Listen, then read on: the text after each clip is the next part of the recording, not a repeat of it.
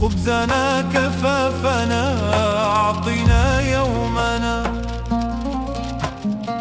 واغفر لنا ذنوبنا. They asked him, how do you convince someone that Islam is true? Let's figure out. Oh, sorry. Let me unmute it. How do you convince someone that Islam is the truth? One, by helping them realize that the Qur'an is the unchanged word of God, either through its miracles, in its transmission, in its preservation, in its literature, in its profundity. And second, by proving the... Well, let's Habibi, let's go back. Apparently, the Qur'an is a linguistic miracle. Is that what he said? Is that what I'm hearing? Is that his argumentation? It's preserved. No, he says through its miracles and its preservation. That's what he was saying. But I thought that... So who's the one doing the miracles?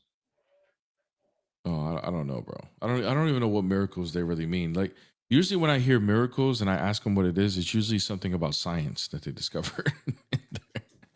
Like I saw this one nice TikTok that was showing me how the Quran predicted Coca-Cola somehow. Oh, that was really powerful, bro. That one almost convinced me.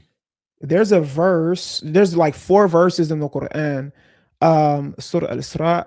Let's go to that. That's ayah 59. Quran.com. Chapter 17, because the Quran explicitly says that no miracles were given to this guy. So I don't even understand like why this even is still an argument. It just says he's a plain warner. And nothing stops us from sending the ayat, but that the people of old deny them. And we sent the she camel that a clear sign, but he did the wrong. And we sent not the signs except to warn and to make them afraid of destruction. There's many verses in the Quran that says that Muhammad was just a plain warner, that he didn't receive any miracles. Like, and these were just from people of before. Let me see. There's some other verses too. Y'all don't see how? Y'all don't see how? Chapter 29. Surah Al-Ankabut. The chapter of the spider. That's what Ankabut means. 50 through 51. This is just crazy, bro. Like, sometimes I wonder when they take Shahada, like, do they go over this? And they say, why are not signs sent down to him from his Lord? Say, the signs are only with Allah, and I am only a plain warner. So the Quran emphatically states that he wasn't given any miracles, any signs. Interesting. It is not sufficient for them that we have. Is it not sufficient for them that we have sent down to you the book, the Quran, which is recited to them? So I guess that's the miracle, the Quran. But that's the source in question. What the freak, bruh? So what makes it miraculous? Verily here is mercy. Yeah, that doesn't make any sense. Let me see what he says. Claims of Prophet Muhammad, peace be upon him. If he is really the message of Allah as he claims, what are the possibilities to this claim? Either he is a liar, or he is mentally unstable, or he's been deceived by the devil. I'll take option 3.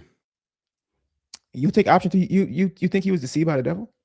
Oh, well, not deceived by it, but you think he was like a...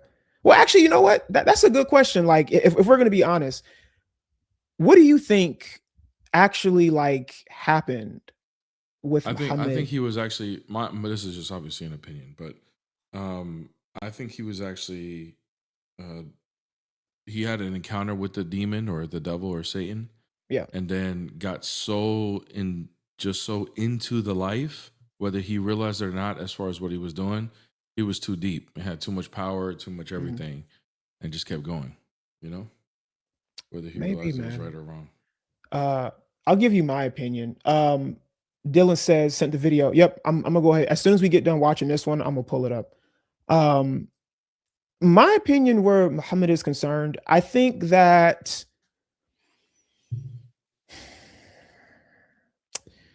I've thought about this a lot, actually. Like, I'm not gonna lie to you, because to me, it's perplexing for many different reasons, because when you read the hadith and you look at just like regular human nature, like some things don't make sense, right? Like, okay, for instance, like Muhammad, he, did all of this amazing, like incredible stuff incredible in the actual sense of something being like wild, like in the Quran and in the hadith, well, just in the hadith especially.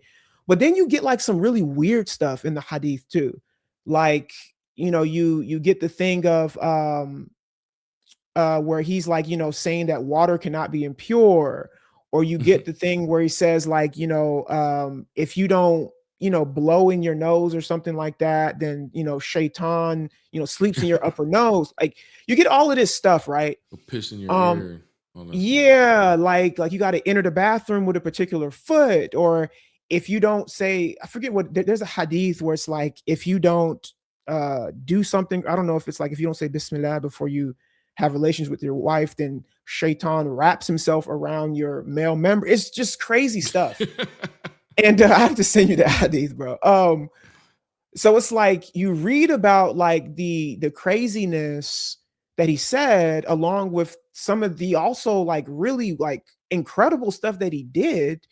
And it's like, can this really be a real person? So part of me is like, I don't doubt his existence. I just doubt that the Muhammad that you see according to the hadith is the same Muhammad that existed. And then if you guys are waiting, so you think it was just like he was a real person, but the person that's being laid out here is not. Yeah, it's not real. Yeah. I don't. Like the evidence that we have of him, his story and everything, is just going to be fabricated, I guess, or something. Yeah, because it's just like, for instance, how he passed away, right? And even there's a lot of Muslims who even have the same view too. Like they're like, we don't trust the hadith. Like they're called Qur'anis. But like we have this one particular hadith, right, where it talks about how he died, and it says that he did that battle at Khaybar, and I believe it was Khaybar. I forget which battle it was, but there's a particular battle where he went to this Jewish village, and he unalived the people there and took over and da da da, and then he captures the women.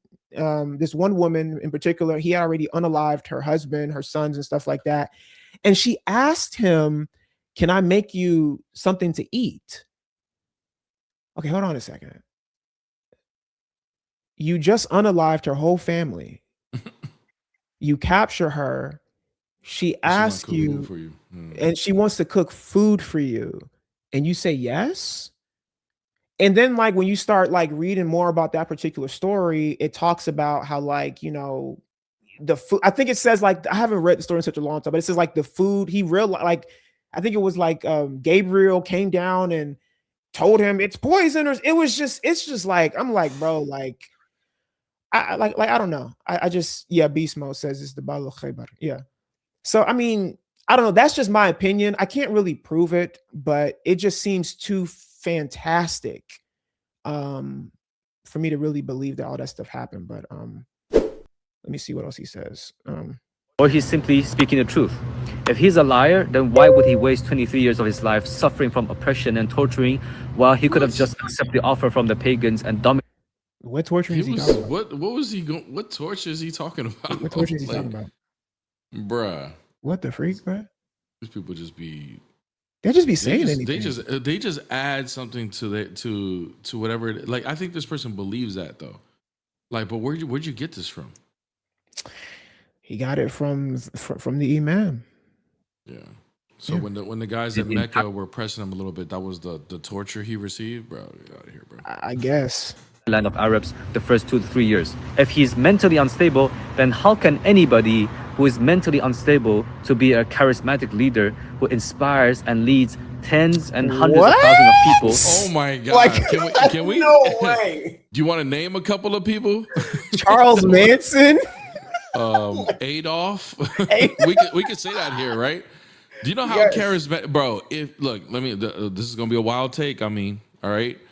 Hey, I don't know German, but if you listen to that man speak, I've listened to it. Yeah. Hey, he's spitting something. Whatever he's saying, bro. Whatever he's saying, he's spitting right now because that man had charisma. Yo, he could definitely talk. And I mean, he dude wasn't even German, bro. And he came in and took over the whole country and started wiping out a whole population, Of people, yeah.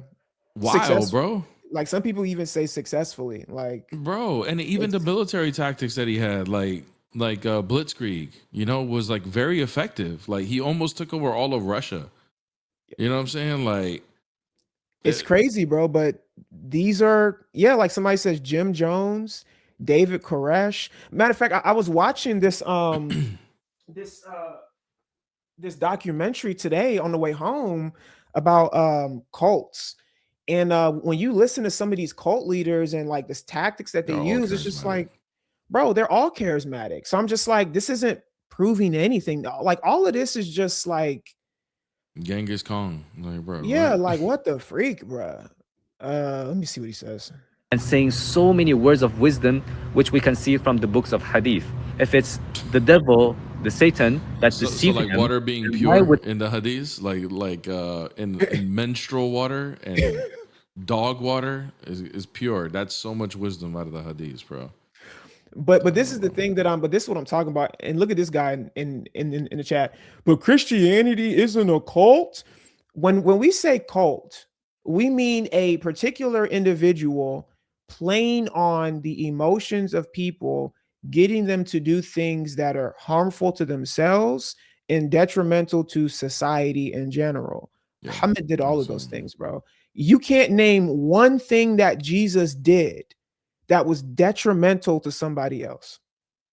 You can't. You can't. It's not possible. It's not possible.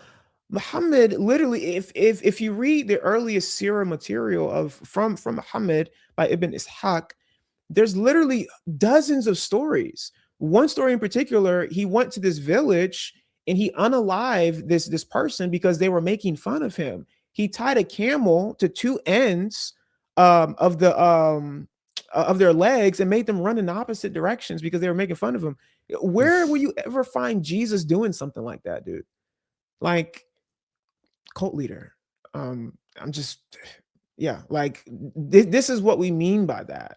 But Satan want him to deliver the message of worshiping one God without any image. None of them makes any sense except what he said was the truth. One God. One God. One God, bro. As long as you're saying one God, we're good, bro. One God. My God, bro. And people are asking where. I can actually pull that up. Let me see if I can find that source. And then yeah, I'm about to go to the Texas now. And then Dylan, I'm gonna play your video. Let me see. I mean, I gotta go deep in the messages. Hold on, let me see. Because y'all don't believe that he actually did that. Apparently, we just be making stuff up. Let's go take a look. Hold on, let me see if I can find it.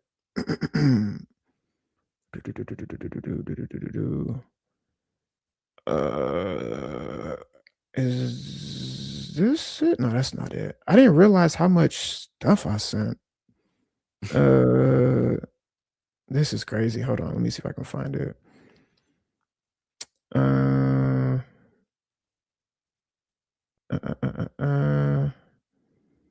Sorry guys, bear with me. I'm trying to look for this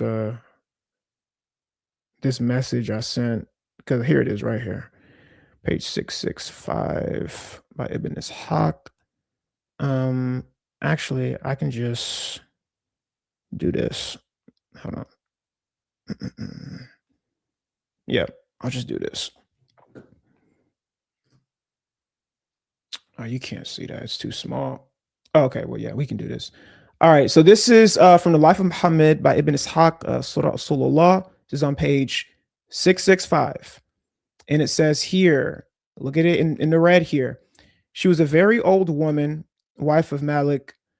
Her daughter and Abdullah bin Mas'ada were also taken. Zayd ordered Qais bin al-Musahar to unalive or kill Qirfa and killed her cruelly by putting a rope, her 2 legs and 2 camels, driving them until they rent her in 2. And these were on the orders of Muhammad. All of this right here. Zayd was under Muhammad's leadership here. This was a battle. Like literally, bro. Like you can read all about this. In fact, this is called the life of Muhammad. Like you can literally just read about it. So I mean, I don't know, man. Like, and this is the guy apparently that's better. Well, What a good guy, man. Yeah, the Muslims, to be fair to them, they wouldn't say that he's better than Muhammad. They would just say that he's like, you know, on the same level.